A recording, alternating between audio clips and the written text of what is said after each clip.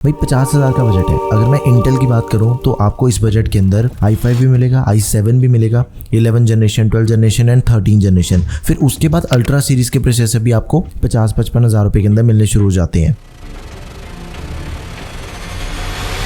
And ये जो confusion है ये सिर्फ इंटेल के अंदर नहीं है बल्कि AMD के अंदर भी बिल्कुल सेम चीज़ है। Ryzen 5, Ryzen 7, 5000 series, 7000 series, 8000 series and उसके बाद जो AI PC हैं वो भी रिसेंटली लॉन्च हो चुके हैं। कुछ ही दिनों के अंदर शायद उनका भी प्राइस कम होकर 50,000 के अंदर वो लैपटॉप भी आपको मिलने शुरू हो जाए। मतलब एक बार बॉलीवुड मूवीज के अंदर भी लॉजिक मिल सकता है, लेकिन 50,000 की रेंज के लैपटॉप के अंदर लॉजिक मिलना नेक्स्ट टू इम्पॉसिबल है। लेकिन आपने इतना समझ के क्या करना है, बिकॉज ऑलरेडी मैंने इस बजट के 50 से भी ज्यादा लैपटॉप्स को कंपेयर भी करके देख लिया, रिव्यू भी करके देख लिया एंड मैंने आपके लिए लैपटॉप्स फाइनल भी करके रख लिए हैं, जिस पे आप चाहे कोडिंग करनी है तो वो चीज भी पॉसिबल है, एडिटिंग करना चाहते हो उसके लिए भी लैपटॉप है, गेमिंग करना चाहते हो वो भी हो जाएगी। एंड इस वीडियो के अंदर ना एकदम कंप्लीटली डिस्कस करेंगे। मान लो किसी ने अगर एडिटिंग करनी है, प्रीमियर प्रो चलेगा या फिर नहीं चलेगा, आफ्टर इफेक्ट्स उसके साथ में चला पाओ या फिर नहीं चला पाओगे, एंड उसी के साथ ही किस लेवल तक की एडिटिंग कर पाओगे आप। एंड ये सेम चीज हम कोडिंग की भी डिस्कस करेंगे, प्रोफेशनल काम की भी डिस्कस करेंगे।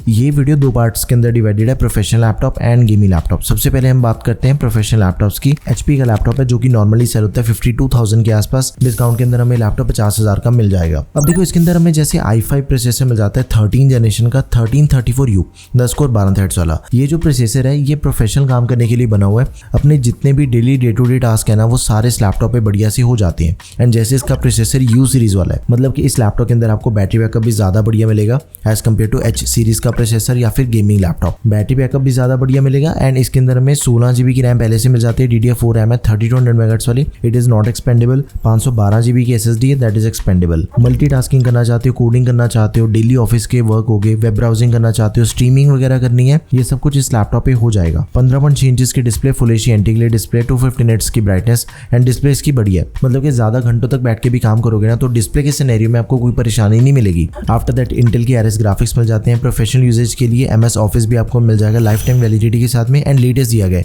2024 41 वाट आवर्स की बैटरी के साथ ही 65 वाट का अडेप्टर है। एंड फ्रॉम 0 to 45% इसकी जो बैटरी है ना वो 45 मिनट्स के अंदर चार्ज हो जाती है। फास्ट चार्जिंग की सपोर्ट हमें इसके अंदर दे रखी है। एंड जो बैटरी बैकअप है वो रहेगा एवरेज 5 घंटे तक का, मान के चलो नॉर्मली 5 घंटे तक ये लैपटॉप चल जाता है। अगला लैपटॉप है my all time favourite Samsung Galaxy book 4। देखो इसका जो प्राइस है वो वेरी होता है, लाइक 53,000 से लेके 55,000 के बीच में इसका प्राइस रहता है। लेकिन अगर आपने प्रोफेशनल काम करने है ना ये लैपटॉप आपके लिए सबसे ज्यादा बेस्ट ऑप्शन रहेगा। प्रोसेसर दिया गया i5 का 1335U।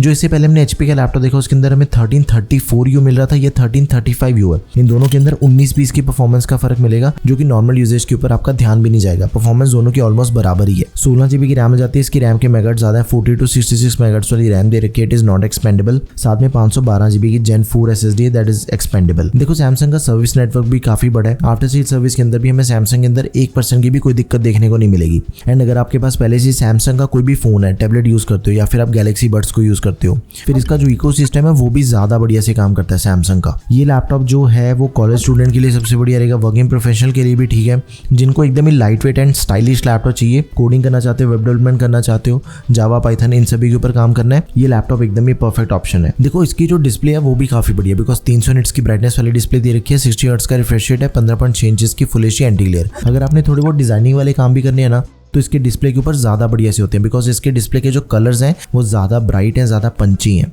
इंटेल के RS ग्राफिक्स मिल जाएंगे, MS ऑफिस दिया गया लाइफ टाइम वैलिडिटी के साथ में, 45 वाट का type C to C adapter मिल जाएगा, 54 वाट आवर्स की बैटरी के साथ। तो आप इस लैपटॉप को जरूर कंसिडर करें। इस बजट का one of the highest selling laptop है। देखो एक चीज है, अगर आपने ज्यादा हैवी काम नहीं करने, प्रोफेशनल लैपटॉप बाय करना है जिसका बैटरी बैकअप भी ज्यादा बढ़िया हो, Samsung Galaxy book 4 and HP इन दोनों में से कोई भी लैपटॉप चूज कर लो।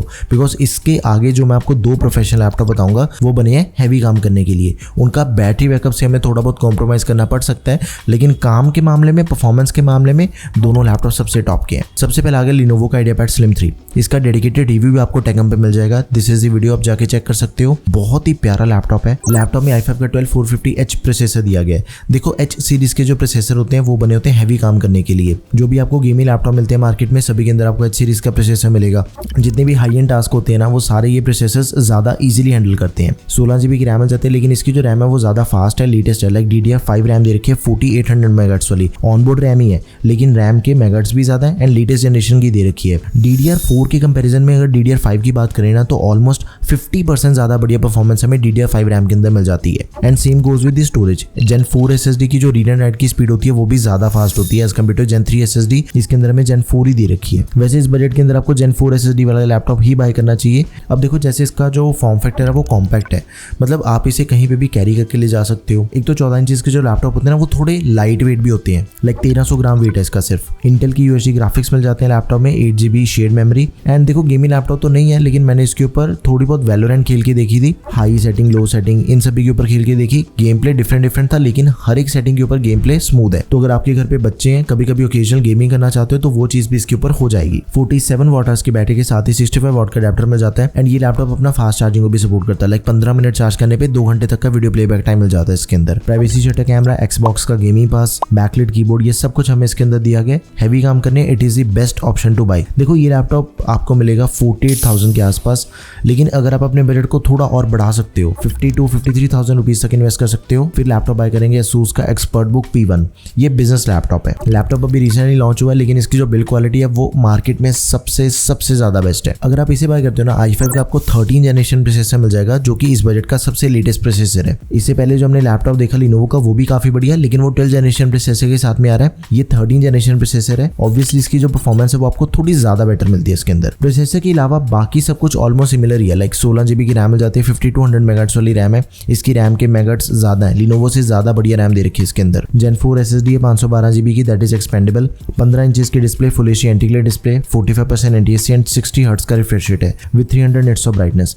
MS ऑफिस मिल जाएगा लाइफ टाइम वैलिडिटी के साथ में। देखो इस लैपटॉप की जो बिल्ड क्वालिटी है ना वो एक सर्टिफाइड भी है एंड काफी ज्यादा टेस्टिंग भी हो रखी है। लाइक अगले 4-5 साल तक तो ये लैपटॉप आपका कहीं नहीं जाने वाला। एक चीज है, ASUS का लैपटॉप 15 इंच के साथ में आ रहा है, Lenovo आपको 14 इंच के अंदर मिल जाएगा। आप अपनी रिक्वायरमेंट के अकॉर्डिंग भी इन दोनों में से किसी को भी चूज कर सकते हो। अगर आपने प्रोफेशनल लैपटॉप के अंदर हैवी काम करना है, यही 2 लैपटॉप है जो कि आपके काम को संभाल सकते हैं। अब यहाँ पे प्रोफेशनल लैपटॉप खत्म कर रहा हूँ, चेक करते हैं गेमिंग लैपटॉप्स को। लेकिन गेमिंग लैपटॉप में आपको सिर्फ 2 बताऊंगा, एक AMD का सबसे बेस्ट ऑप्शन है, दूसरा इंटेल का सबसे बेस्ट ऑप्शन है। सबसे पहला laptop ASUS TUF Gaming A15 जो कि नॉर्मली सेल होता है 55,000 रुपीज का। लैपटॉप में Ryzen 7 प्रोसेसर मिल जाएगा, 7435HS लेटेस्ट 7000 सीरीज का प्रोसेसर है। 8 कोर 16 थ्रेड्स हमें इसके अंदर मिल जाते हैं। 8 GB की रैम मिल जाती है, एक्सपेंडेबल 32 GB तक है। 512 GB की SSD that is also expendable. इस लैपटॉप के ऊपर चाहे आपने एडिटिंग करनी है, 4K एडिटिंग भी कर सकते हो, इसके ऊपर आप 1-2 लेयर्स तक तो एकदम स्मूथली हो जाती है। लेकिन अगर मैं बात करूं फुल HD की, वो एकदम ही स्मूथ परफॉर्मेंस मिलती है, जितनी मर्जी हैवी एडिटिंग करो फुल HD पे। एंड इसके ऊपर कोडिंग भी ज्यादा बढ़िया होगी बिकॉज डेडिकेटेड GPU मिल जाएगा इस लैपटॉप में। 15.6 इंच की डिस्प्ले, 144 हर्ट्ज का रिफ्रेश रेट एंड 250 निट्स की ब्राइटनेस। आर्टिस्ट 2050 ग्राफिक कार्ड दिया गया, TGB 70 वॉट्स है। सारे गेमिंग स्कोर्स आपके सामने, वीडियो पॉज करो, आप इन सभी गेमिंग स्कोर्स को चेक कर लो।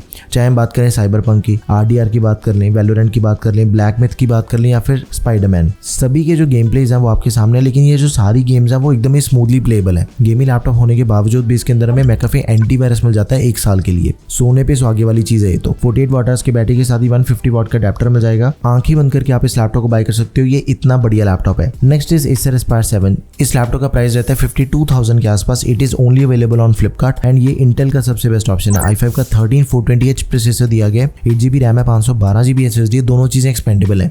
जब भी हमने गेमिंग लैपटॉप बाय करना है, देखो जो भी टेकम के रेगुलर व्यूअर्स हैं उनको ये चीज़ पता है, गेमिंग लैपटॉप के अंदर रैम स्टोरेज का एक्सपेंडेबल होना मोस्ट इंपॉर्टेंट है।